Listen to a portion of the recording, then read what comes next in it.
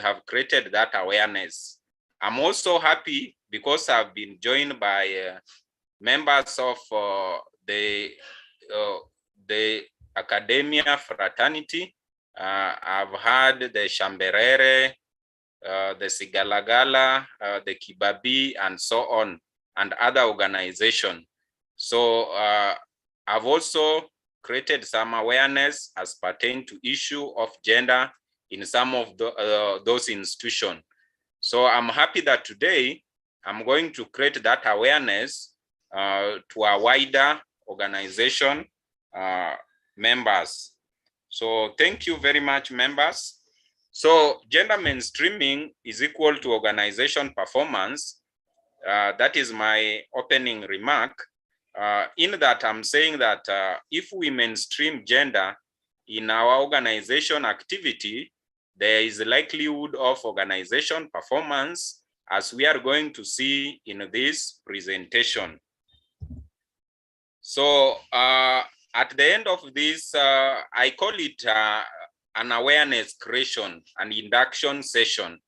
At the end of this session, we are going to get to know what is gender mainstreaming, a short introduction of the history of gender mainstreaming.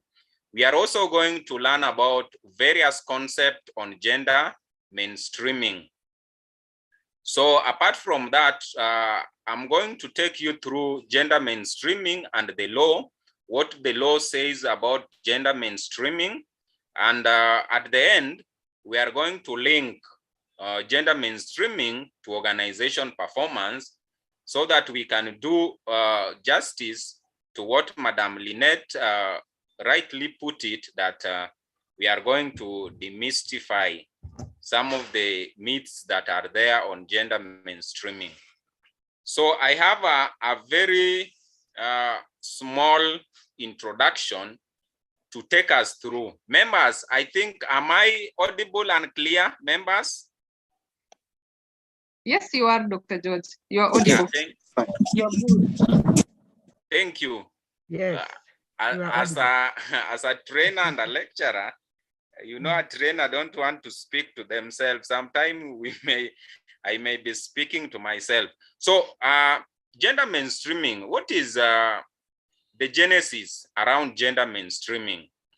So members, I think you are aware that, let me say that a good percentage of you are Christian, and you are aware, even if you are a Muslim, you also read the Quran, and you are aware of the creation story, the Genesis from the book of Genesis, the creation of man, that in the sixth day, God created man in his own image. The seventh day he rested. So when the man was created, God saw that man was lonely. Then a helper was brought, and the helper happens to be the opposite gender. So in this small creation story, we have learned about the first person to mainstream gender is God himself. He saw that man was lonely and man cannot perform all the functions by himself, whether those are the gender functions or the sex functions that we are going to discuss after this in the course of this presentation.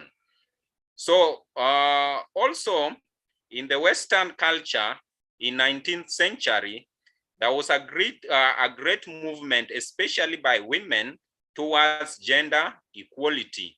So this is what set up the stage for gender mainstreaming. Even in our African setup, the way we have been brought up, we have been brought up knowing that specific roles are for women and some are for men, as we are going to highlight in our discussion. The UN declaration, there are several UN declarations on the Universal Declaration on Human Rights, which state that all of us are born free and equal and there should be no discrimination, slavery, or torture of any kind, of any type. So that means that in this UN declaration and resolution, it set the stage for mainstreaming gender in all the aspects of the organization.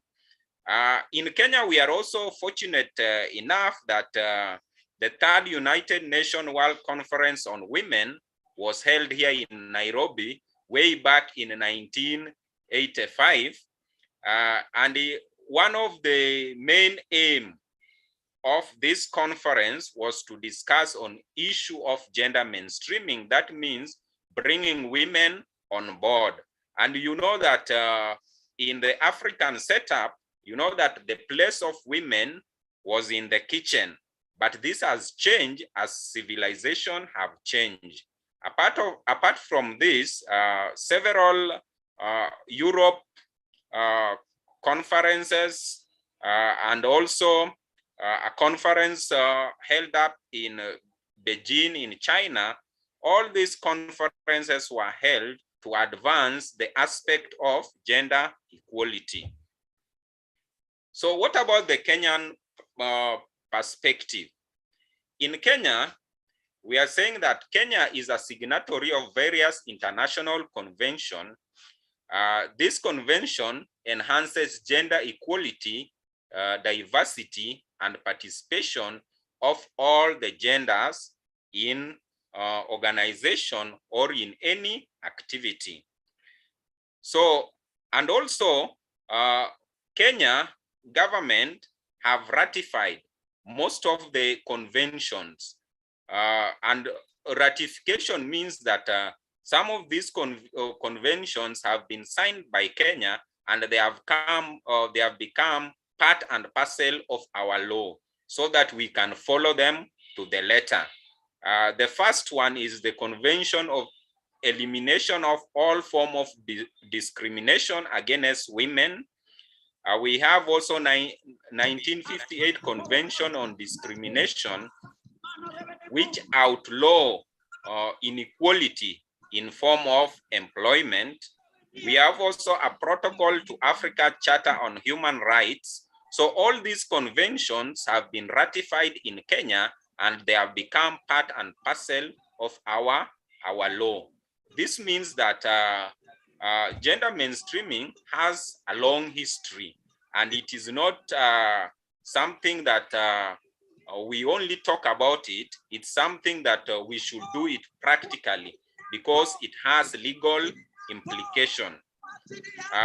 Apart from that, we have said that Kenya has ratified these global and regional policies.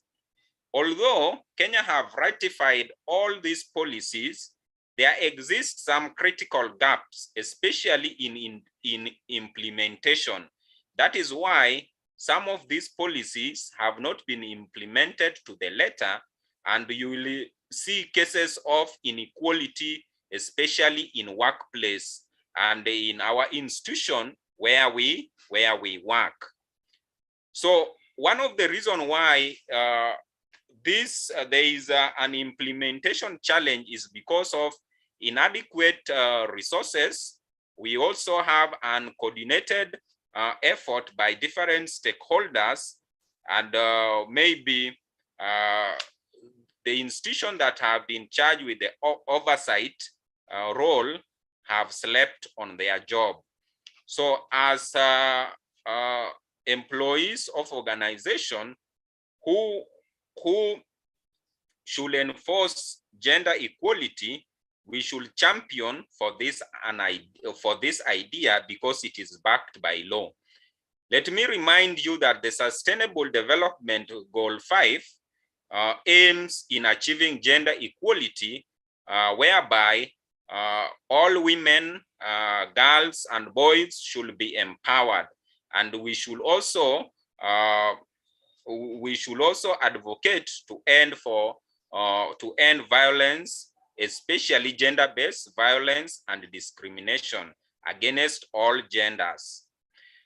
You remember that our constitution, which was promulgated in 2010, chapter 5 of it talk about the Bill of Rights, whereby it has established several commissions, the Kenya Human Rights and Equality Commission, and this commission is charged with the mandate of ensuring that the Bill of Rights is implemented to the letter.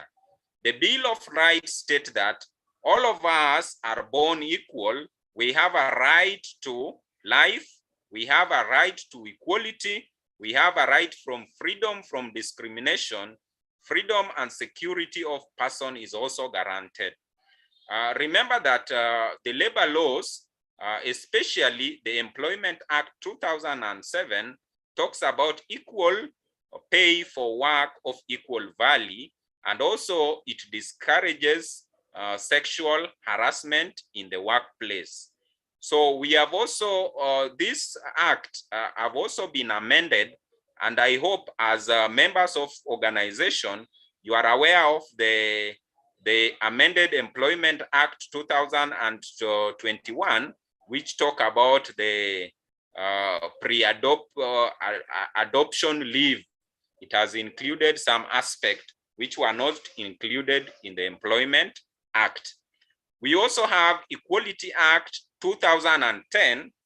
This act protects organization members from all forms of discrimination at all stages of employment, whether it is recruitment, whether it is training, whether it is dismissal, whether it is promotion, whether it is transfer. Members, this means that when we follow all this legal framework or legal instrument, it states that there should be gender equality in workplace, in that we should mainstream gender in all our programs, in all our activities, in what we do in the organization. And at the end of the day, we will realize an organization performance in terms of better services, better customer deliveries, etc.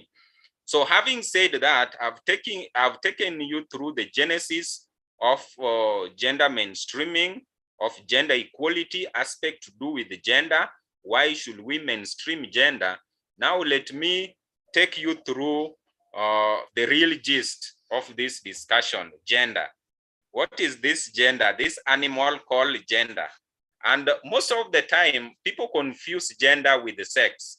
And that is why this discussion is very relevant for us to demystify that, that myth or that stereotype. What is gender? Gender simply means the socially and culturally constructed differences between men and women.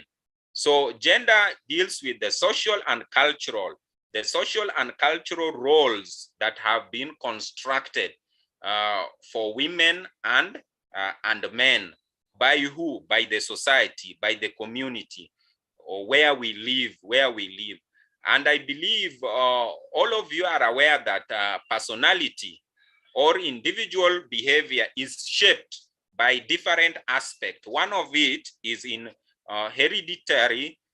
It is also shaped with situation, and it is also shaped with environment. So the way we view women, the way we view men is shaped by those factors, how we have been brought up. And that is what gender simply revolves around, the socially and cultural constructed differences between men and women. And it looks at the roles, the behavior, the activities that a society consider appropriate for men and women. And the gender aspect have resulted to a lot of stereotype, even in our organization. In some of an organization, there are certain decisions that are reserved for specific gender, whereby certain people go in their own cocoons. They don't involve these other genders in deciding those decisions. So because of how we have been brought up and so on and so forth. So what about sex? Sex is now the biological differences that exist between men and women. We can also include boys and girls in that case. Sex are biological, and sex, biological and physiological characteristic, and they are assigned at birth. What we should know is that sex is very difficult to change. Let me say in quote, we cannot change our sex. Remember, I'm using the term in quote. It's very difficult to change, but gender can be changed. The gender roles can be changed. After seeing, we want to see what are these roles, the gender and the sex role. Some of the sex roles that have been, some of the gender roles that have been assigned, they have been assigned to men and women. Mostly our society, because we said that gender is what society believes, or what the community believes a man or a woman should do, the gender roles. For instance, men, it is believed that men are the breadwinner. Remember, in our African setup, women's place were in the kitchen. So women were supposed to take care of the household and the children. And if I can ask, if I open this discussion, I'll open a Pandora box whereby we'll discuss a lot. And I believe you know what I'm saying, that we have these roles that society preserve for men and women. In fact, even in our societal setup, a married man, where should a married man sleep? Should he sleep next to the door or the other side? You know, just for the protection purposes. And in some instances, there are some families where women are breadwinners and so on. So what I'm saying in short, that the gender role is deemed to change. We can change the gender role. What about the sex role? Sex roles are natural. They are natural and they are assigned at birth. For instance, men, they sire children. Women, they carry pregnancy. Just a small question. Do men carry pregnancy?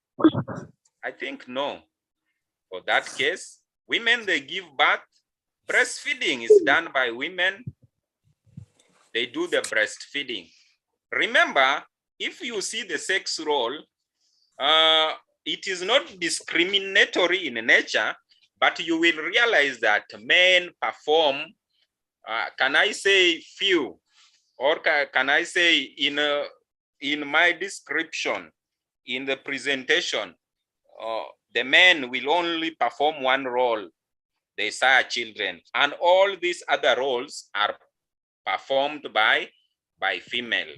And the question is, the female performs both sex role, most of the sex role, and most of the and some of the gender role. And you will realize that there is a lot of discrimination in terms of leadership, in organization, in terms of decision making. See, in our country, in our leadership setup, most of the governors, they are male. The female are few. So in this case, we are saying that when we talk about gender mainstreaming, we want to ensure that there is a balance. There is somehow a balance. There is equality. Women are involved in decision making. Men are also involved in decision making. In key position, women are taken on board, and also in position where men are few, men are brought on board. The reason being, we have discussed about these roles, the gender roles and the sex role. We are seeing that women also play an active part in both of the roles. So that is why we should mainstream gender. And what is this gender mainstreaming? that we have been talking about. So members, can I continue? I hope you are getting me loud and clear. Yes, we are. Yes, we are. Lynette, the Yes, moderator. I can get you loud and clear. Yeah, thank you very Yes. much. Mm. Sir, thank you very much. So let's talk about the screen. The screen is also moving. Lynette, The screen is okay. Yes, the screen is okay. Okay. Yes. Yeah, thank you very much. So let's talk about gender mainstreaming. What is gender mainstreaming? Gender mainstreaming, by definition, it has been defined differently by different scholars, but allow me to adopt this general definition by the United Nations, that gender mainstreaming is simply the strategies put in place by who? By organization, by institution, or by any social entity to ensure that women and men concerned and experiences are included in design, implementation, evaluation, in policies and program. In short, when we mainstream gender, we ensure that we involve all the genders. I believe when I talk about the genders, you are now aware of the women and the men. We also involve the youth. We involve people with disability, especially when we mainstream gender. Let us not forget about mainstreaming disabilities. They go hand in hand, whereby all people are involved. All people are involved in decision making. We don't discriminate or exclude others in the decision making. In all organization activities, whether you plan for a training, you plan for promotion, you plan for succession planning, you plan for anything, ensure that you include all the genders. And by definition, when we mainstream gender, we are not saying it is 50-50. Gender mainstreaming does not mean that we should strike a balance. It simply means that we involve everybody in decision making. So after this training, don't have a perception that the presenter is trying to say that in our organization we should have 50-50 share for both male and female. It's not about that. It's bringing all people on board when we discuss policies, and also when we put in place the organization policies, we should ensure that we don't discriminate the other party. So we also mainstream in policy, in project, in program level, and so on. When you are in academic institution, you also ensure that I've seen some participants from learning institution. You ensure that you encourage even the girl child to take the science-based subject. Some of those that are viewed that they are male-dominated area. And how do we ensure that? We should start from the lower level. The primary schools, the secondary school, create awareness. Tell ladies that these subjects are not difficult. They can make it. And in so doing, they will transit to the colleges and also to the universities. In doing so, we will ensure that we mainstream gender. And let me give also a practical example. When you go to institution of higher learning, even in TVET institution, you will realize that there are some subjects, or there are some there are some specializations that are women dominated, some are male dominated, like engineering, the STEM courses, engineering, mathematics, most of them electronic, most of them are male dominated. When we go to hairdressing, social work, they are female dominated. So when we mainstream gender, we encourage so that at least the male are encouraged to take those subjects that are perceived to be dominated by women. So that is what mainstreaming gender is all about.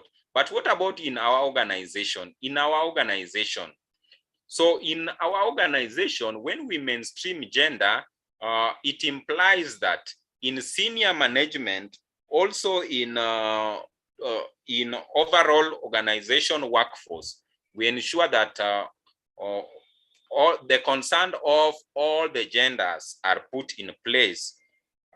Even in the structure, if you see our structure at Institute of Human Resource Management, you will realize that we have done a lot of gender mainstreaming. We have all the people on board, all the genders in senior management, also in the overall institution structure. We have done well as the Institute of Human Resource Management. And what about in your organization where you are a HR manager or you are an employee of that institution? So gender mainstreaming is so important. So when we talk about gender mainstreaming, dear participant, we are more concerned of gender equality. Gender mainstreaming is simply gender equality, which ensures that all women and men participate in decision making. And bear in mind that equality is not the same as equity. Equality is not the same as equity.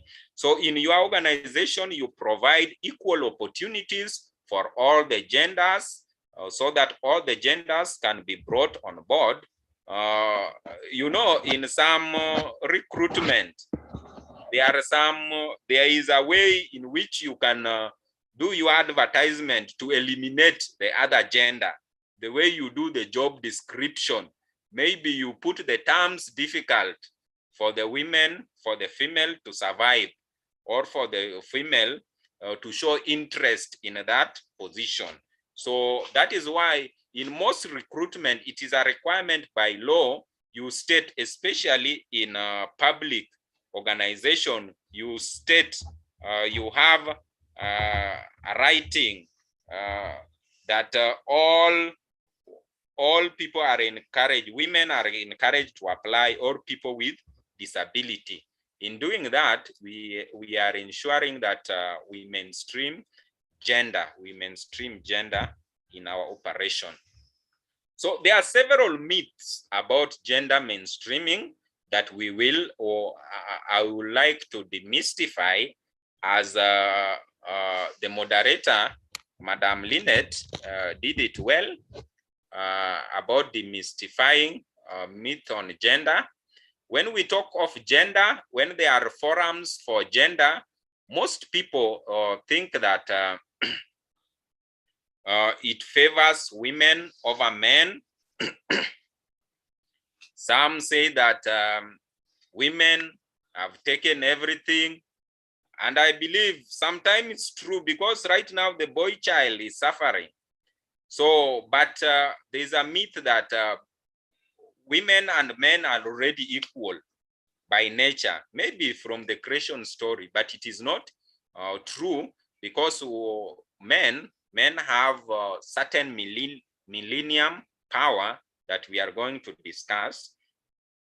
Some people say that only policies related to women and women issues should be mainstream, not these other policies. So these are the myths that we should remove from our mind, because they lead to stereotype.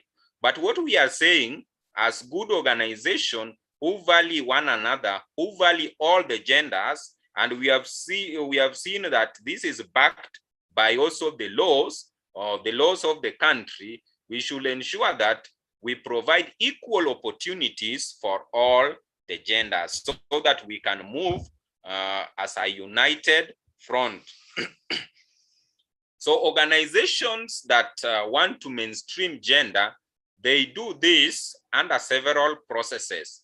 The first thing is to do gender analysis. You assess where there is gaps and strength, maybe areas where gender need to be mainstream. So that is the first thing that you should do. You do gender analysis. You come up with several data. The first thing is to maybe you see how many positions are occupied by this gender and the other one, and maybe you can see how you seal the gap. You create an awareness, and that is what we are doing in this free forum. In other forums, it is dearly paid for, but it is also good to give knowledge so that all of us can be as per, and all of us should know issues about gender, and they should prioritize.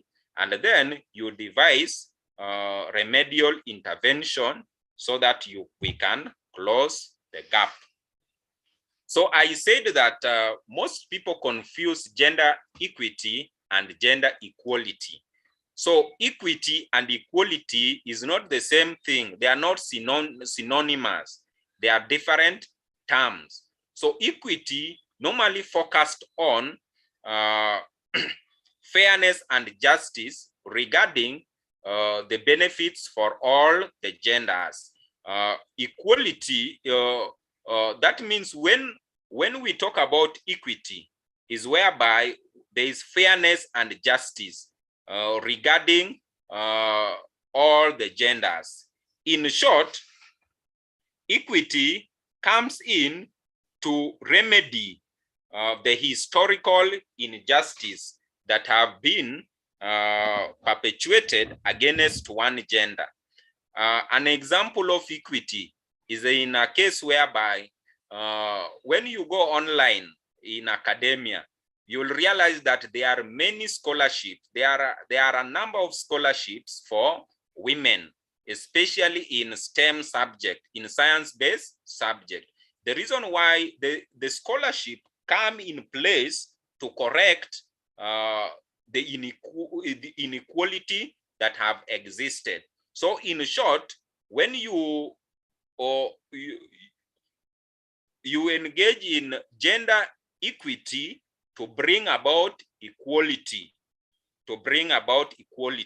because you realize that one gender have been left behind for a long period of time. So you put in place some mechanism, some incentives to uplift the other gender. If you do that, you are talking about gender equality, gender equity. But gender equality is whereby you give all people equal chance to participate in decision making.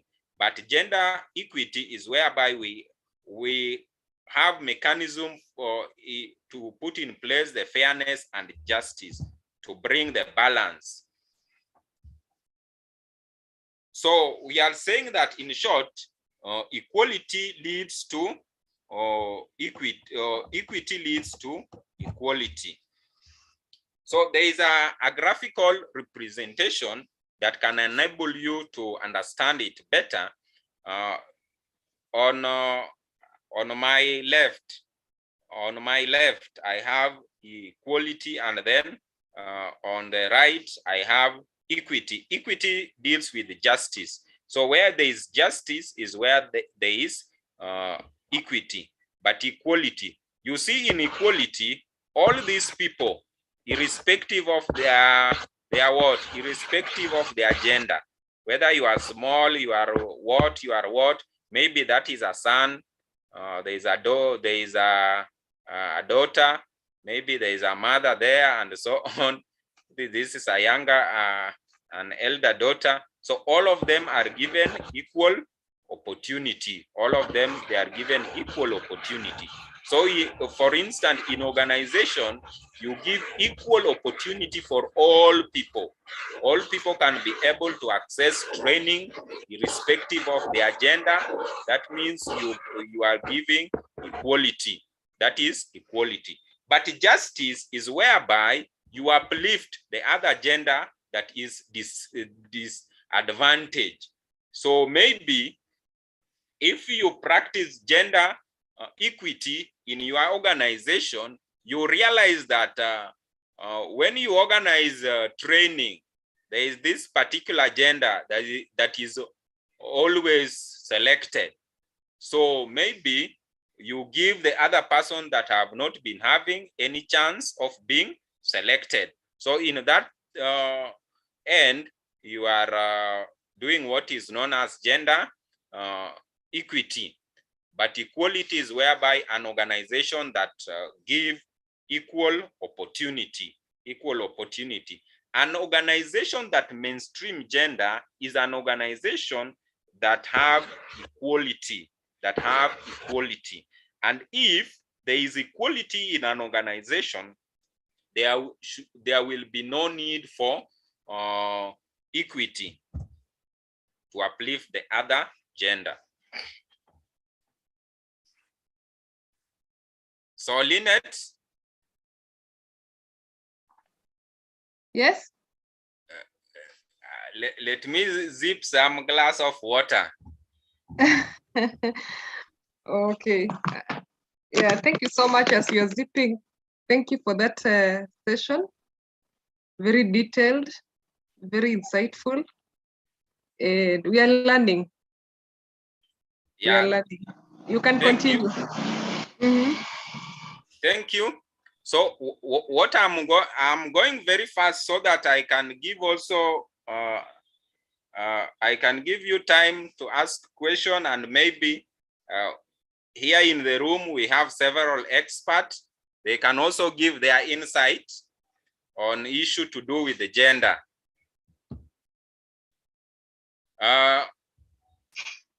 So there's also this myth, and let me say that this is the focal point in issue to do with the gender. Why does the promotion of gender equality mainly focus on women? It is something that have raised a lot of debate that in fact, if a seminar is organized for gender issues, you will realize that most participants are female. But it is now time to demystify that and to realize that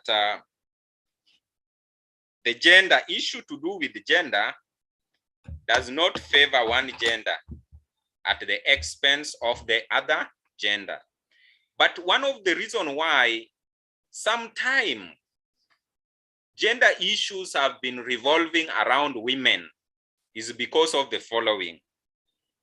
Due to our African setup, it is true that women are mostly excluded in economical and social decisions. If I can pause and ask a question, in our African tradition, who negotiates for the bride price? Maybe that question can be answered by one participant. Who negotiates for the bride price? Are women involved? Do they form part of the decision? Any participant?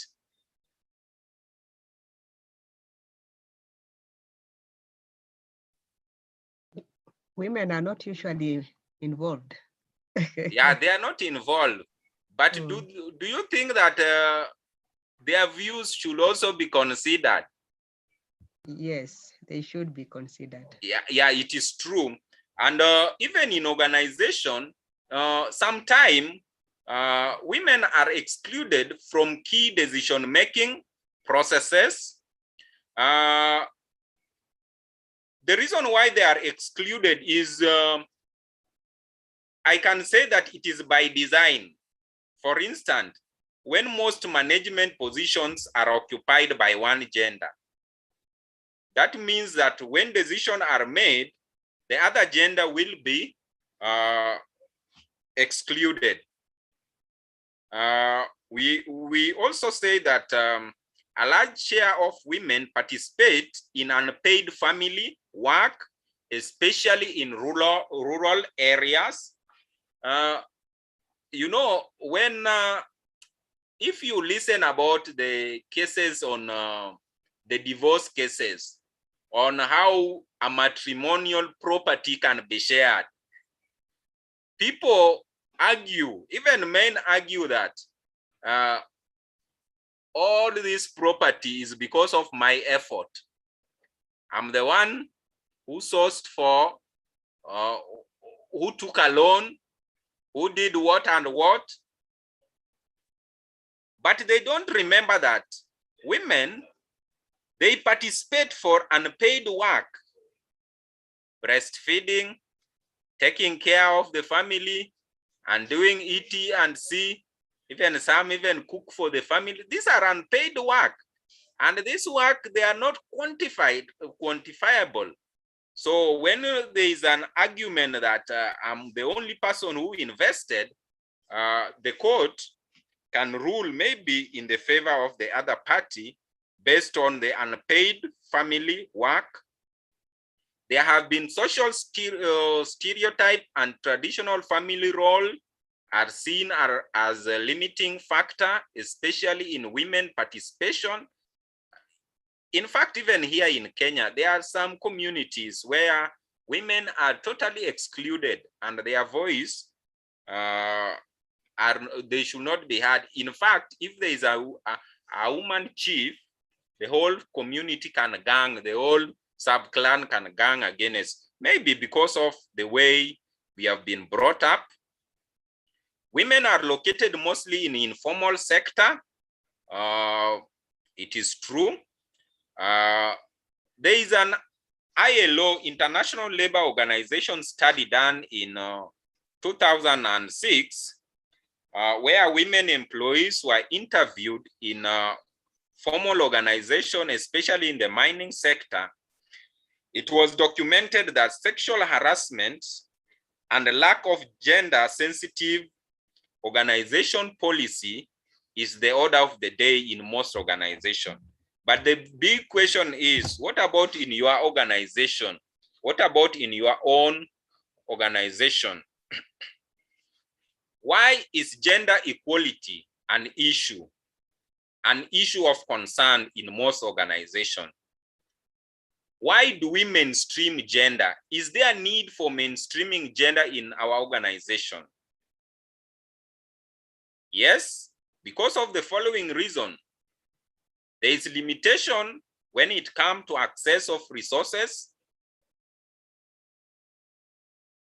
The way gender relation is defined by our culture, the way the cultural roles think about one gender, there is a lot of disparity when it comes to men and women, especially in leadership position.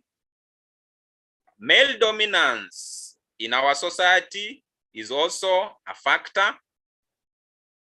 There is also a problem when it comes to sexual violence and gender-based violence. Most of the people who bear the brunt of it are women. So this one points to an indicator of mainstreaming gender in our organization. The question is, in which way can we mainstream gender in our organization? How can we mainstream gender in our organization? In terms of, in all the organization activities, we should also encourage active participation, especially in governance, not only in organization and also in the political front. You have seen the women caucus advocating for the deputy president who is a woman. Increased participation of vulnerable and marginalized group. We should also ensure that our work environment is gender responsive. We should eliminate all the gender-based violence and sexual harassment. I believe you are aware of the Employment Act 2007, especially on issue concerning sexual harassment, and it is illegal, and there is penalties, even imprisonment or fine or both. Ensure that all workers are empowered and So the gender policy and the laws, that one we have discussed. We will not labor much on it. And for those who are in the government organizations, public organization, you are aware of performance contracting. And this gender is one of the issues that is there, gender mainstreaming. And most, we have the target holders who are supposed to mainstream gender in the organization. And it is a requirement to report aspect on gender and have policies of mainstreaming gender. We also have, let me discuss briefly on some of the legislation framework as far as gender is concerned. So members, it is raining heavily. So if I'm out shortly, I'll be changing my gadget. I'll change the gadget so that I can continue. So don't be surprised when you don't see me for some time, but I'm almost through. So Parliament has legislated labor laws touching on the gender equality. For instance, the Matrimonial Property Act 2013, which safeguard women's rights to acquire property, Land Act and Land Registration Act. That means that a woman have a right to own land. And you remember from our African perspective, we have the Counter Trafficking in Person Act 2010. It prohibit female genital mutilation, and also it outlaws the sexual offenses.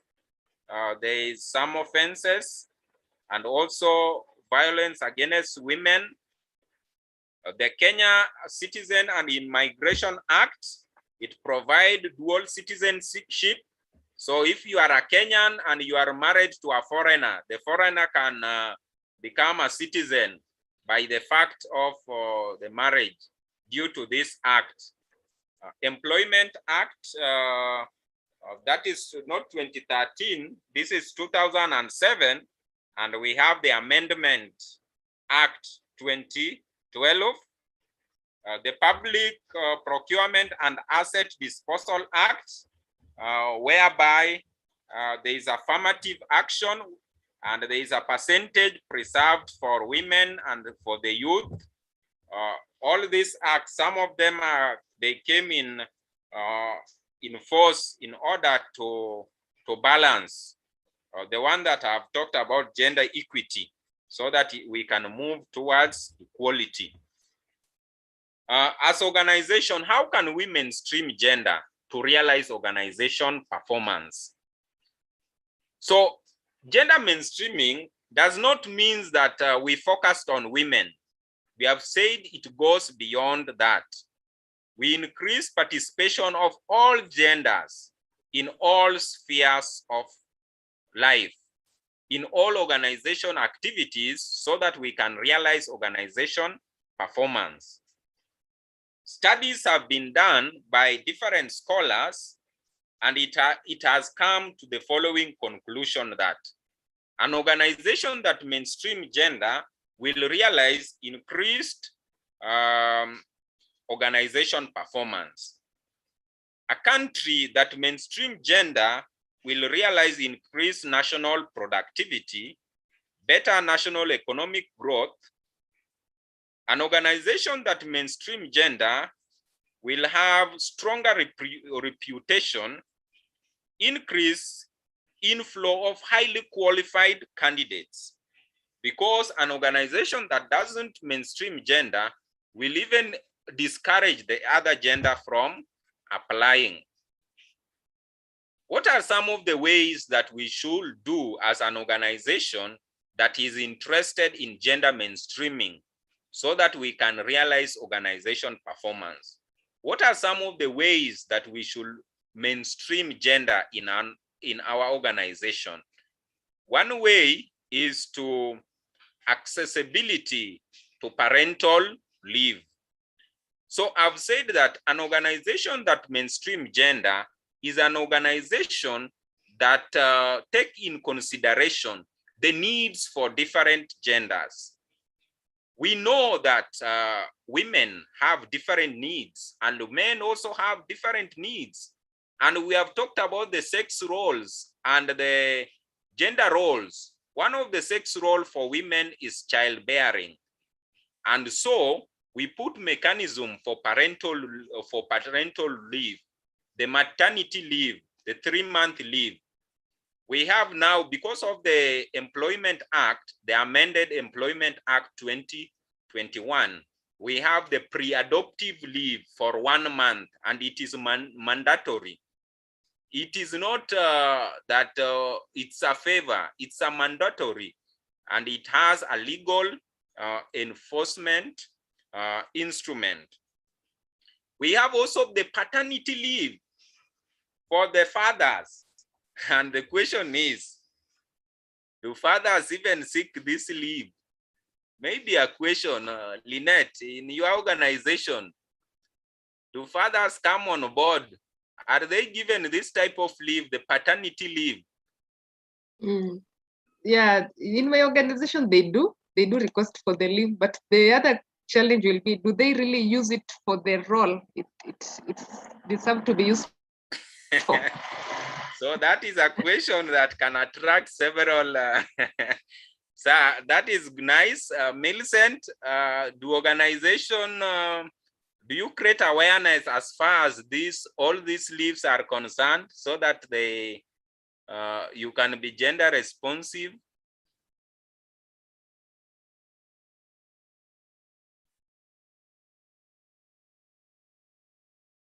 Millicent, you have a problem with your audio. Maybe another speaker, a participant can come on board. Yes, Daktari. Yes. In most of the, actually 100% of the organization, it's well embedded in their policy, and that's more of a legal requirement. Even if, yeah, the real question of what, though that is left to the individual young parents, essentially it's not meant that when you're given this paternity leave as a father is to go maybe drinking out there in the pubs and praising yourself how the jogo you are. They all, essentially, the purpose of such leave was for you to bond with a child. But ordinarily, more often than not, rarely would you find this happening. Yeah, thank you. Thank you very much. I'd like to acknowledge Andrew Masese, the former chair and my mentor. Thank you very much. So, but now what we are saying is this, as an organization that mainstream gender, what we should do is not to maybe to inquire about what happens after you have been given this leave, because they are mandatory in nature. What we should do is to create awareness to employees that this kind of leave exists, so that they can apply for. Some may not apply because they are not aware. We should also have strong HR policies that discourage gender inequalities. Some of these policies, they talk about sexual harassment policies. We should forbid use of inappropriate language in the workplace. If you are an organization that mainstream gender, and we know that there are some language that is vulgar, they are used to discriminatively and so on. We increase the share of women and men in the senior leadership position, also in the total workforce. And as HR specialist, this should be based on the professional qualification. We should provide flexible working arrangement for men and women. This can be in terms of the shift work. In some organizations, they also provide child-friendly environment, whereby they have centers that are known the breastfeeding rooms. Maybe you can also benchmark with Sigalagala National Polytechnic. That is a plus on their side. They have a breastfeeding room. That means they are organization that mainstream gender.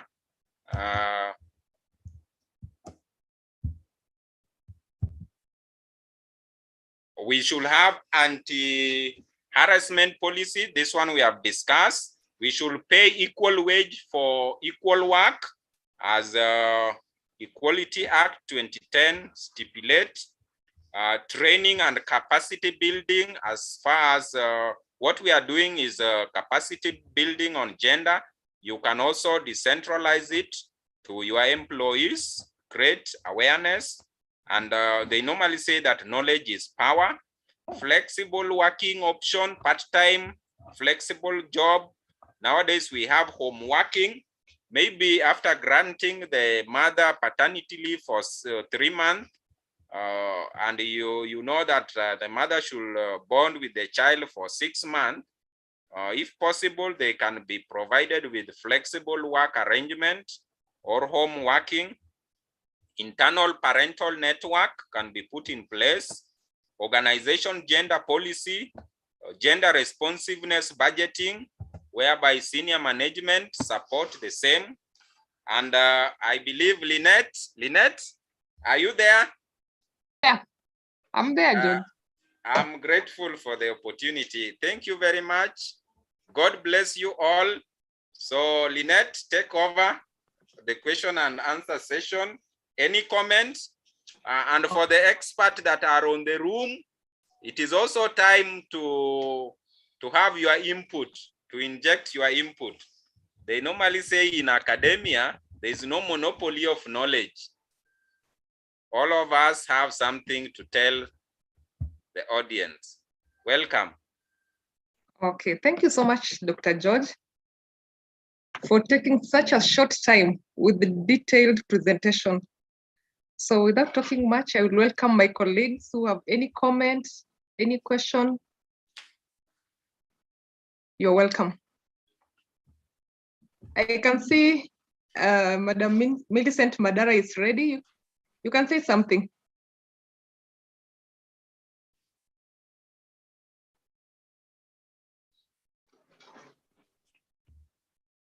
We can't hear you. I can see you're speaking, but we can't hear you. Oh, Millicent, we can't hear you.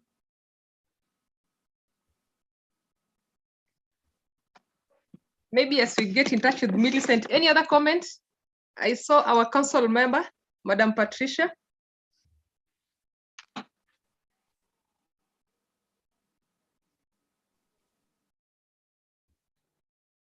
Hi, Lynette, can I say something? Yes, you can. This is Peter speaking. Thank you. Welcome, Peter. Thank you so much. Thank you so much, Doc, for that detailed presentation. At least it has raised awareness. I acknowledge also my mentor, Professor Masese. I know he's getting me very well. So ideally, when we go back to the baseline, HR guys, we are the custodian of policies within an organization. And you know, policies are informative. They provide guidance in what ought to be done, when, how, and where. I've worked in a setup where the organization had gender mainstreaming policy, and gender mainstreaming practices used to happen each and every time, raising training awareness, raising the need from the top management so that at least all the employees are incorporated. So I want to just bring us to the attention that gender mainstreaming policy is very critical in our workplace, and we need to raise awareness at the corporate level so that at least many of us that are in practice can incorporate the good practices that are required. Maybe if I give a small comment about what Dr. George had just hinted and Emeritus Chair reiterated on it, the aspect of paternity leave. You know, in as much as paternity leave is embedded within the organization structure, and so that in the event that someone has been blessed with a baby, the organization allows this person the time to go and bond with the family, go and help the mother at least to bring this baby for 14 days. But in as much as it is bestowed within our workmanship, we as an organization, we don't have control over this employee once we have issued this leave, because it ain't clear within the system or guidance to us as professionals to ensure that the person who is granted the paternity leave is taking good care of the wife. So in as much as that policy is there, we don't have control over this employee once we have granted the leave. Are you getting it? We're getting you. I'm grateful for this opportunity, and I pray that at least we shall have more awareness sessions that will at least ensure that we get the hands-on skills that we require, so that when we are implementing this at our workplace, we already have what it takes, and we know what to do, where to do, and when to do it. Thank you so much. Thank you so much, Peter. Thank you so much. Any other comments? Chair Emeritus, any other comments? Well, for me, I wouldn't really have much, except for thanking Daktari, who has taken some time to take us through this very enriching, insightful piece of presentation, which other than as professionals appreciating the academic side of it and our professional side of it as we are endowed or the path we're supposed to take. It's critical. The same can on our day-to-day goings and doings, we can appreciate, and inadvertently we should ignore, like it talked about the issues which we can relate with, especially dowry. To give an experience of a similar scenario of dowry issue, where I come from, and I know to the greater part of this western part of Kenya, you can relate with. When it comes to issues of negotiating dowry, is actually left to the men folk.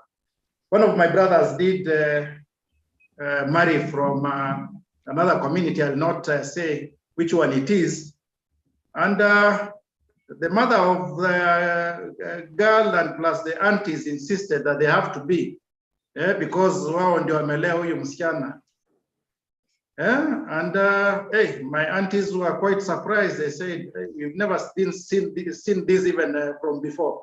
I think things are changing. Of course, for us, having been a little enlightened, we did agree, and the women folk came on board. But you see, these are the dynamics. Rather than historically, even when you go back over the years, not only limited to our situation in Kenya or in Africa, even in the States and UK, we used to have discriminatory practices. Women were paid less. Women used to be paid less than men. Up to the other day, there are aspects of, I think, relief, which was limited, where by virtue of even house allowance to some degree for a married woman, a married woman, there was that assumption. And this was happening up to the 90s. So for where we have reached as a country, we have moved over strides. And there are many things we can relate with, including IDs. I know for the generation that is there currently, you may not be aware that women used not to get IDs. Up to the other, I think the first, if I'm not wrong, should be 1978, is when now we were put at the same level, including voting. So there are many things, Daktari, which we can relate with. Yeah, we're not yet there in terms of getting certain things mainstreamed, but so far, things have really moved the positive direction. And I know, ideally, with enlightenment, and even currently, as it were, when we look at most of these forums, you'd, if you notice, majority of HR practitioners currently seem to be of female gender. When you look back, for us who have been around for long, say like in the 90s and early 2000, it was the opposite. So this is something which we can relate with. Daktari, quite insightful, very good presentation. Thank you so much. Thank you so much, Chair Emeritus. Any other comment or question? Sorry, Lynette, for this. I had this point of consideration. Chairman this is Peter speaking. Peter. Oh, yes. Okay. Chairman and Mill Center reiterating the need of, and even Dr. Oko reiterated the need of having equity and equality. Mill Center has sent a text saying that we need to incorporate this aspect of bringing everyone on board at recruitment. Yes. I know of some organizations at Nairobi, you find that the HR department is only constituted of ladies. There's no man in HR department. You find that you visit organization, you find that there are no youth, there are even no women. You just find old men within those offices. So we need to have that aspect of inclusion. You are bringing everyone on board so that the aspect of inclusivity is well taken care of. Sometimes you go for an interview, you are a young man, they just reduce you to nothing because they believe that you are too young for this job, and you have the requisite qualifications and the technical competencies to hit the job description. So how I pray that this gender mainstreaming issue will be incorporated at the corporate level, whereby we need to have an advocacy to raise evangelism about it, and we put our interests aside and satisfy the interest that these policies are saying, are advocating for. Otherwise, thank you so much. Thank you so much, Peter. Thank you so much for the concern. Yeah, indeed, it starts with us as professionals that we really need to enhance gender in our organizations. And even as we enhance the gender, the other key issue of concern is it aligned to our performance of the organization as a whole? Because sometimes we may lean so much on gender, ensuring gender equality, ensuring gender equity, but then we lose the focus of performance of the overall organization. So even as we adhere to these issues of gender, we also need to ensure that this gender is leading to the overall organizational performance. So any other concern or addition? Hello, Ezekiel? how are you? Yes, we are fine. Welcome. Thank you very much. My question is, how do we deal with cognitive dissonance, where you get a professional has a particular opinion in one setting and a different opinion in another setting? Dr. George, did you get that? Maybe ask again.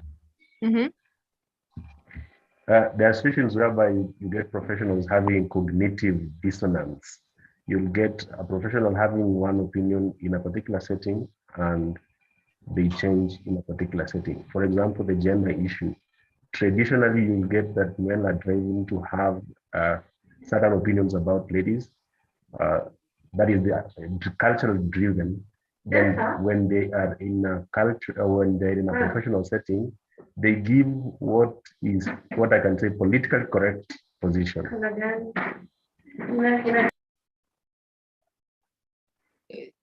Dr. George, you can answer that? Yeah, I've had it. Maybe, is there any question we combine, or should we handle this one first? Yeah, we can handle it first as other members prepare their questions. Oh, thank you. Thank you very much for that good question about the difference in opinion, especially depending on different setup. I said that normally when we talk about the gender roles, these are culturally or constructed roles that a society believes that these roles should be performed by either male or female. And this depends basically on our upbringing. The way you are saying that opinion differs. It differs depending on the situations, maybe depending on environment. It can also differ depending on inheritance. Maybe it can also hereditary, what our parents passed to us in terms of the genes and so on and so forth. So it is true that opinion normally differs depending on the situation. And also when we come to gender issues, we should also be careful, because as a profession, you may mainstream gender in your organization, involving all genders in decision making. But what about in your home, back at home? Will you forget about now mainstreaming gender in your home? Maybe you have heard of situation whereby ladies or a male child or boys or the ladies are more preferred than the female, than the male. And you have had the problem of the boy child. So as profession, we should endeavor to mainstream gender not only in our organization, but also at our home environment, to ensure that all people are brought on board, and maybe encourage open discussion to your partners. And in so doing, we will make a very strong home, and we will reduce cases of the cases of gender-based violence that are rampant in some of our African home. But it is true, the way you have said, opinion differs, and it depends on the situation, environment, or the way we have been brought up. So thank you very much. I believe, have I tried to answer your question?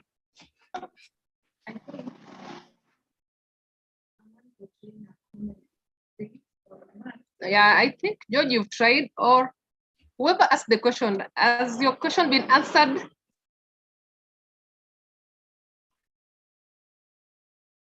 Oh, he disappeared. Otherwise, thank you, George. Any other concern? Dr. George, there was a question I've seen down here under a chat that you've not talked about the neuter gender or the transgender. You've only talked about the men and women. What about the gender that either someone that has both genders? It is true. When we talk about gender mainstreaming, I believe we also discourage discrimination in terms of the genders. So it was not excluded by design, but you know, with globalization and civilization, there are aspects of transgender, and also there is need to mainstream this in our organization. Especially, I've talked about gender responsive language. There was a scenario in some of the Western country that the way you address people also matters a lot. Because if you are used to addressing people as Mr. and Mrs., we should also be careful on how we address people. We should practice gender responsive language. If somebody is transgender, in your belief or in your opinion, you address him as a female and he's a man, it also raises a lot of questions, and it can also be a legal matter. So it is also true that transgender is an emerging issue, and we should also mainstream it, bearing in mind that in our African setup, you know what it says, and I don't want to open that debate for today, but it is true that we need to mainstream and we stick on gender responsive language in our workplace and know how to address people correctly, not you address them in a certain way that will make them feel that they are discriminated. Thank you very much, Lynette. Thank you so much, Dr. George. I can see THRP Millicent Madara has asked a question. Why do we have few female CEOs in this country, yet there's an assumption that many female are engaged in formal work setup?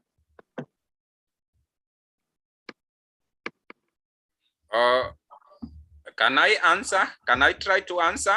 Yes, and, you can try to answer. Yeah, bearing on, I said that in this forum, we have experts. We also have, I don't know whether the mentor is around or Masese.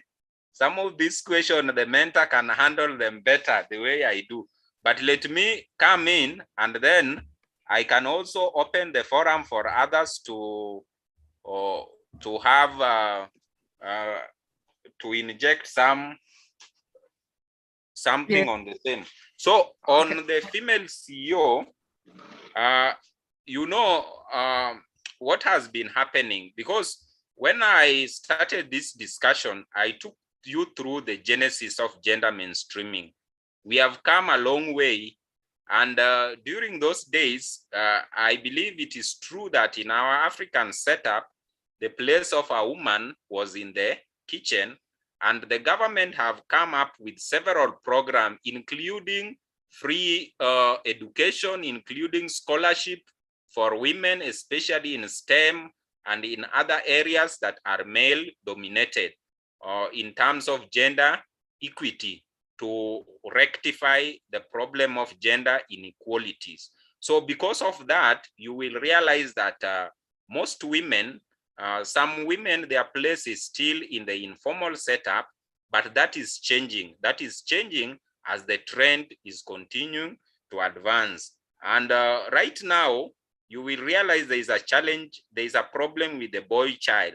Most women are enlightened, they are empowered, and they are getting education.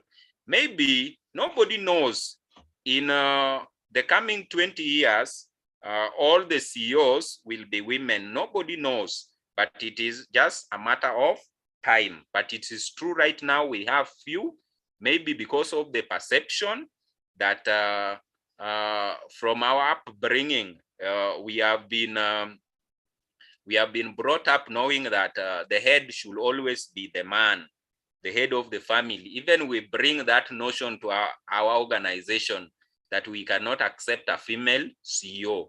Those are some of the stereotypes, but the story keep on changing day by day. So for today, I think that is what I can answer. Maybe we can also get a better response from the participant. Thank you, Dr. George. I think you've well answered it, but any other addition is welcome.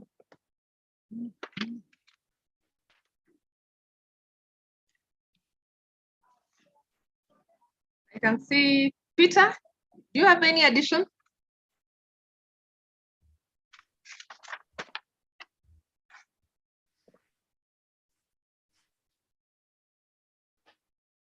Or any other general comments, not just on that question? Hi, Lynette. Hi. Thank you so much for giving me this opportunity yet again.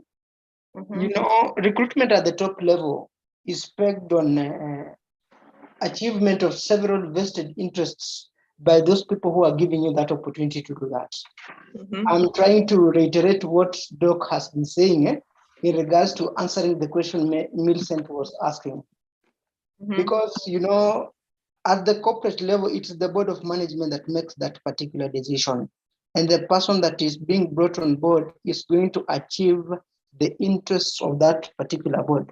That's why you find that in some instances, and it also depends with the establishment that you are going to join. If you have all men that are within the board, they will prefer to have a woman who will supplement or rather complement their practices. But if it is the entire constitution of maybe the corporate level has women, they will choose to have a man. But ideally, most of the corporate entities are led by men, and that has been what we found there. But with the current state whereby they are trying to empower the girl child, they're trying to empower women, I'm very confident that in future these women are going to lead us.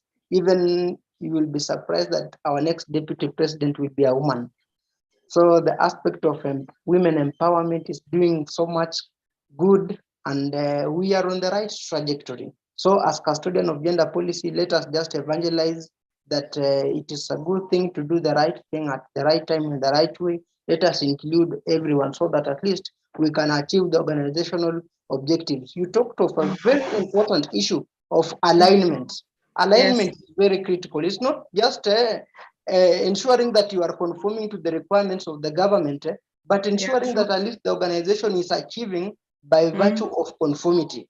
And at the workplace, basically, gender mainstreaming encompasses three aspects, whereby you are looking at the workplace, the workforce, and the workforce, the workplace, and the work itself. So you are aligning these three things together and conforming to the requirements of the government so that you can achieve the desirable output of these particular policies. Thank you so much. Thank you so much. Very well said, Peter. Thank you so much. Any other comments? May I ask something? Yes, you can ask. Hello, Mama. There is this, I've encountered a situation whereby you will get ladies themselves will be saying, no, I could rather work with men than women. You can repeat again. Sorry for that. I am asking, there are situations I've encountered, and I'm sure many of us have encountered those situations whereby ladies themselves are saying, I could rather work with a man than a fellow lady. In fact, this gives rise to the popular saying that ladies are their worst enemies. How true is this?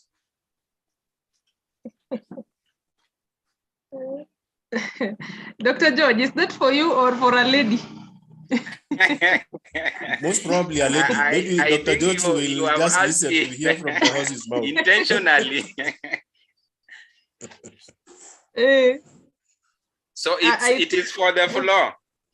It's for the floor, but the floor more of the ladies to answer that one because it touches on them. Any lady, maybe before you say something?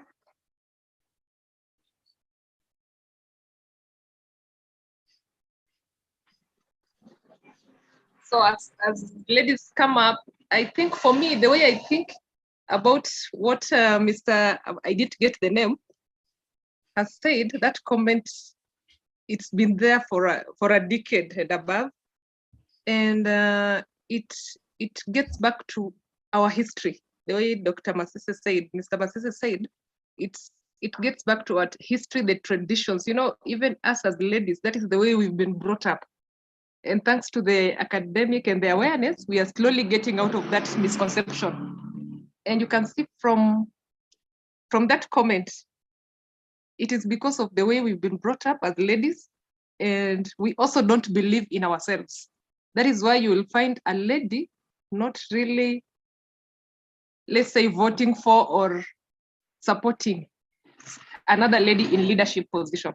Because there's also that misconception that ladies may not be good managers. They have attitudes, they have emotions, you know, things like that. So it's just a misconception. But when you get this awareness, slowly by slowly, we'll understand that both of us, both genders can do any role as long as you're well equipped for the role.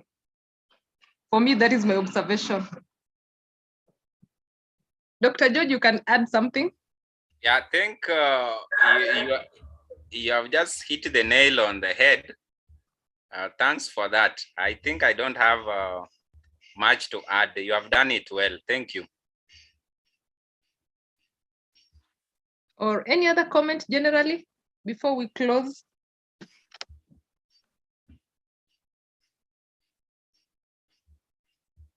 Madam, if you can allow, there is a Kathleen, there is a agenda champion in Sigalagala National Polytechnic, Madam Kathleen. If she is she can come in and say one or two things. We also have a representative from Shamberere. Maybe she can also say something if she is still online.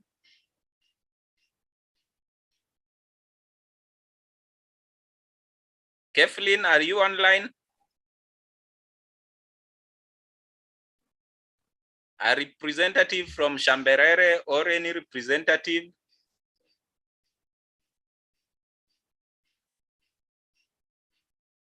Any person from academia who would like to compliment or to raise any issue?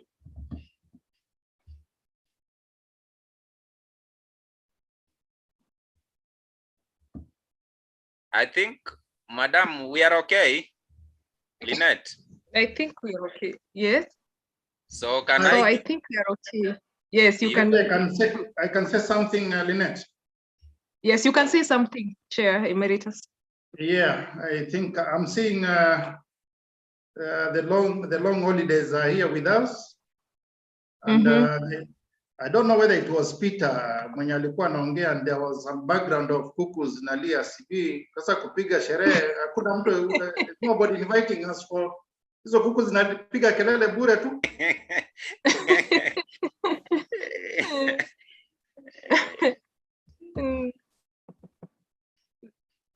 Lynette, as the moderator, you will be the first one to invite. Then I follow thank suit. You so much. Okay, thank you. I will invite. And maybe George, you can say something then before we close. So members, I thank you very much for giving me this opportunity, majorly to create awareness on the obvious issue, the issue we already know. The issue of gender is not something that is from the cloud or anywhere else. There are things that we already know. So it's upon us now to mainstream gender in all aspects. And I also encourage you not only to mainstream gender in your organization, but also in at home or in your social life, so that all of us can move together as a united front. And in doing that, we will make a very great country. We will make an organization that performs better. And I think we'll also be doing a great service to humanity, which is service to God. Also, on the gender issue, as a specialist in HR, I've also been invited to give talks on the same gender. I've said that, for instance, in Shamberere, in Sigalagala, so any institution that want more insight on the same, or any organization, you are free to invite. You have, I've given my email there, okogeorge or at yahoo.com. At gmail.com. You can also give me a call. If you don't mind, I can also give the number on the chat box, 0726 504 440. 0726 504 440. So we can also be in contact. And the parting shot is that you now have the knowledge as far as gender mainstreaming is concerned. Please, can you disseminate it?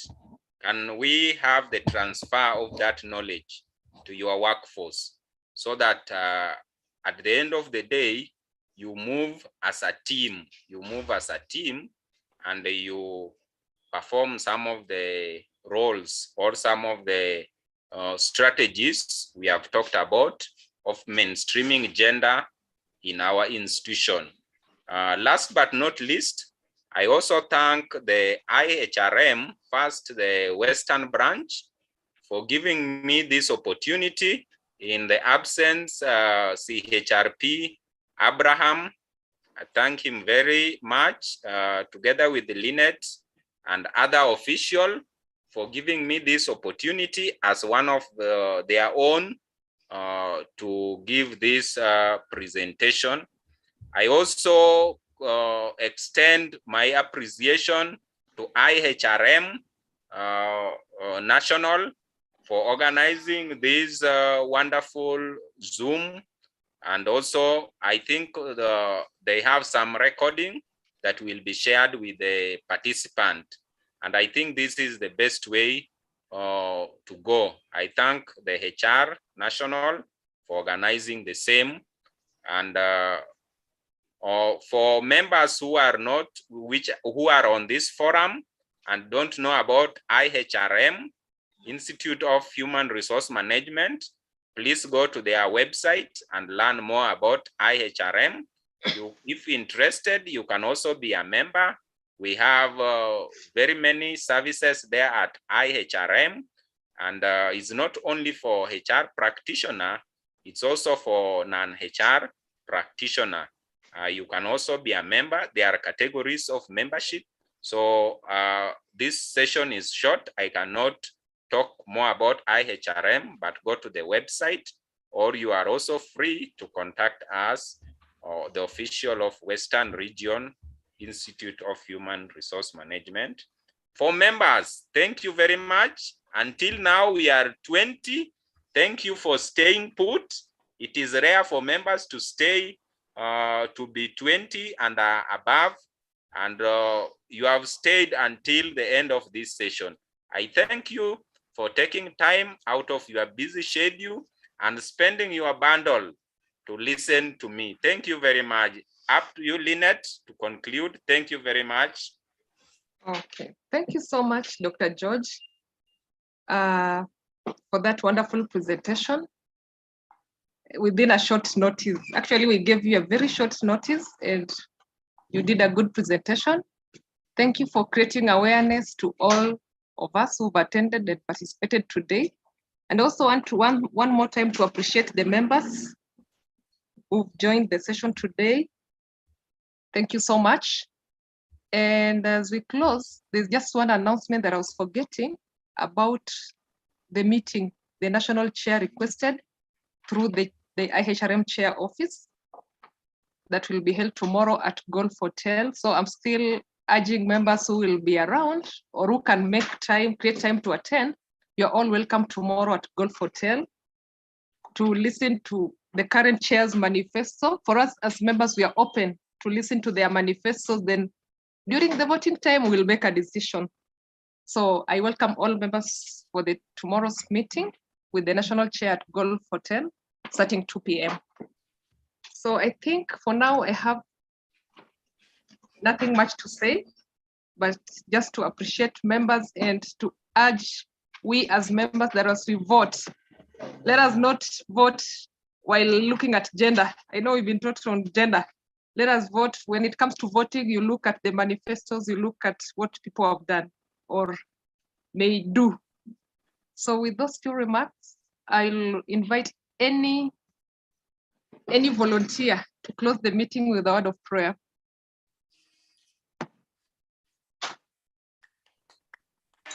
May we pray. Father, in the name of Jesus, we want to say thank you because you're worthy. Thank you for your faithfulness. Thank you because of this opportunity that you've created for us to get these skills and knowledge regarding gender mainstreaming. We are here to say thank you because of our trainer. Thank you because of the moderator we met. Father, we want to say thank you. We want to say thank you because this knowledge that we have gotten today will help us. It will add on the wisdom you require us to have. Thank you because of the unity of purpose we share as a branch. We pray that may peace prevail during the electioneering period at IHRM and even in the country. Grant us understanding and teach us to number our days. Thank you for all that participated, O Lord. May you engrace them with favor. Thank you because you are worthy. Blessed be your holy name. In Jesus' mighty name we believe and pray. Amen. Amen. Amen. Thank you, Peter. Thank you, members. Have a nice long holiday. Amen. Lynette, will we get those Same to slides? you. Yeah, they will be sent. I'll request the IHRM to send. Thank you. See you. Enjoy your holiday. You too, Lillian. Yes, Same, Mr. same. Masesi. Thank you very much. Mr. Masisi kuka ipwa yangu. Wacha ni ya jirani, unaenda kufanya nini kwa jirani? Che unanichomea bwana. Sawa. Emeritus, we have missed you. Karibu pamoja. Miss you too.